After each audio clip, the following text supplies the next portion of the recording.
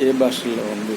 వైద్యం అనేది ఎక్కువ శాతం లాటిన్ భాషలోను, గ్రీక్ భాషలోను, మరి ఈజిప్ట్ భాషలోను ఎక్కువ శాతం ఉంది. దీన్ని ఇంగ్లీష్లోకి ట్రాన్స్లేషన్ చేశారు. కర్నరీ అంటే ఏమిటి? కరునరీ అంటే కిరీటం అని అర్థం. అంటే నరాలు కిరీటం ఎలాగ ఉంటుందో గుండెలో ఆ కరునరీ ఆర్టరీస్ అనేవి అట్లా పొదగబడి ఉన్నాయి కాబట్టి దాన్ని కరునరీ అన్నారు. కరునరీ అంటే ఏంటి? కిరీటం అనే అర్థం. కిడ్నీని ఏమంటారంటే రేనల్ అంటారు. కిడ్నీని ఏమంటారు? రేనల్ అంటారు. మరి లివర్ని ఏమంటారు? ఎక్ట్రస్ అంటారు. మరి క్యాన్సర్ని ఏమంటారు? మెలిగ్నెన్సీ అంటారు. కార్స్మోనియం అంటారు.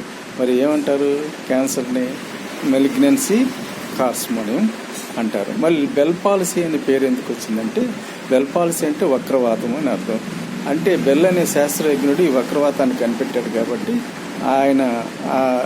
ఆయన పేరును ఈ జబ్బుకు నామకరణం చేశారు. అందుకని బెల్ పాలసీ అంటారు, దాన్ని వక్రవాతం అంటారు.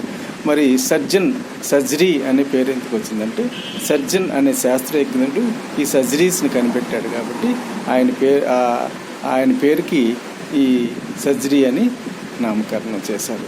ఇది వైద్య పరిభాషలో భాగాల యొక్క పేర్లు. ఇది. Thank you.